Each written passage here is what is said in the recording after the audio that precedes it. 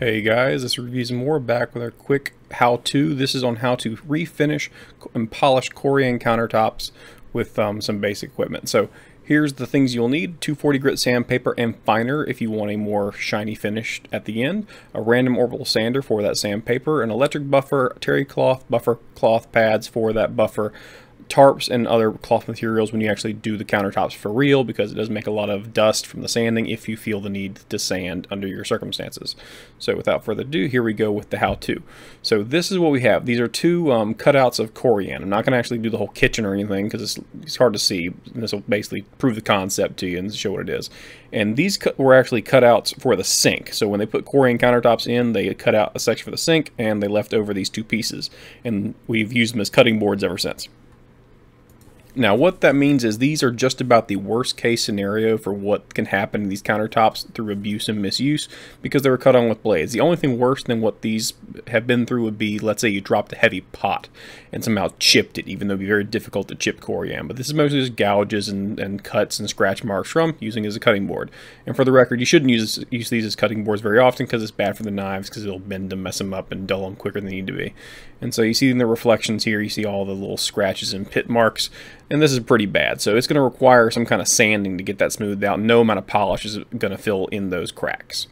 Now, because I'm bad at this, the first step is something I'm not going to show you. It is going to be, luckily, one more thing. We have two samples of them, so I'm going to show you one that's not been touched at all at the end, and do some close-up macro photography to show you what it looks like under light and the reflection you get in differences, if you just want to see that skip towards the end.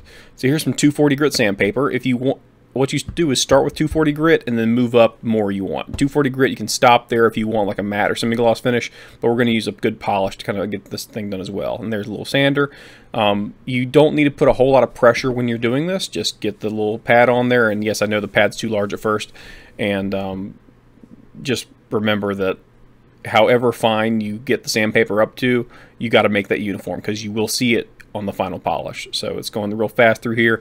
I do adjust because I was doing this inside for a little bit, but there's just too dusty, so I took it outside. That way it wouldn't make my garage a mess.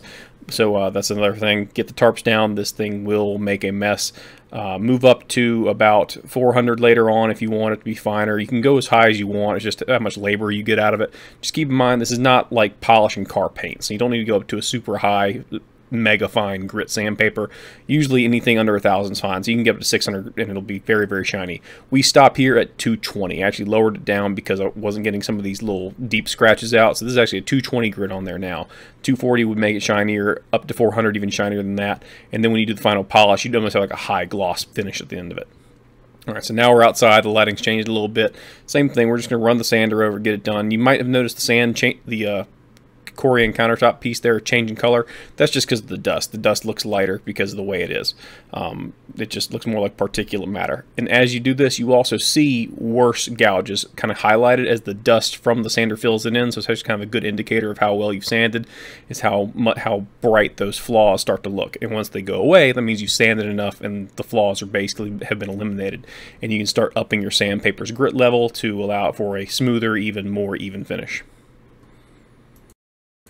I forgot to mention, make sure you wash the surface prior to sanding, just so you don't get any gunk in there, and also wash and rinse prior to applying this car compound. So you're probably going car compound. That's not what you should use. It's an abrasive wax. That's what it is. That's all car compound is, an abrasive wax. And here you see me using the buffer. It's on a terry cloth pad right now. We're just going to get this thing really buffed and shined out. This is about all you need, and this will get a pretty good gloss on it. Most of it's perfectly safe to like touch everything else. Remember, it goes onto a car. It'll make it nice and shiny, and it'll fill in any gaps. And car compound really isn't that much of a polish. It's more of an abrasive, so it's an aggressive polish is the way some people might say it. So go through, buff it out really good. Once you get the buffer pad on there, it'll have a real nice shine to it, and it'll be longer lasting, because the stuff they sell at the store that's like spray on, wipe off, that doesn't last long. This will last long because you're actually putting that car compound on there, which is a bit of an abrasive material, and really getting in that last bit of shine. That will really make it look sharp and nice overall. And then once you get the buffer pad on there, it'll really get shiny once you get off that little bitty layer of wax that's just kind of slightly, maybe just a little bit dull. And there's the buffer pad.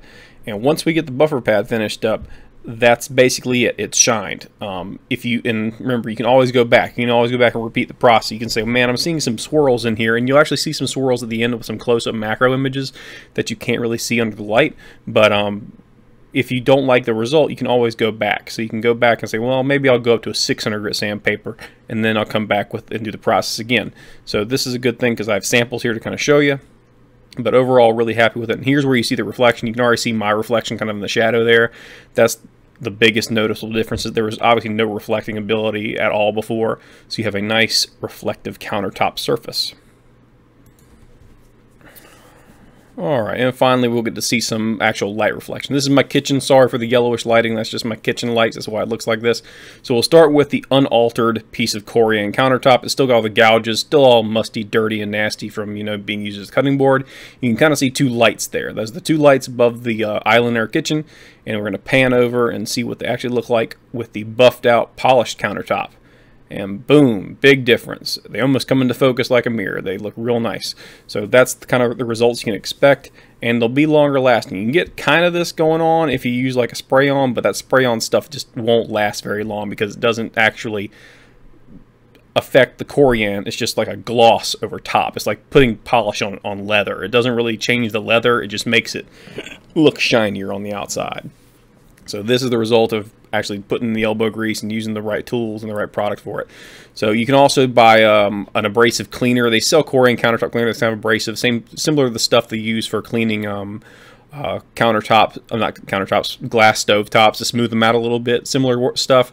Car compound works just fine. It does the same job basically. So there's some original, and we're going to go and slide in what the new stuff looks like, and there's the polished version of it. So original and polished, that's what we're dealing with here. And those are the results you can expect, even though it must change the color because of the way the light bounces off it.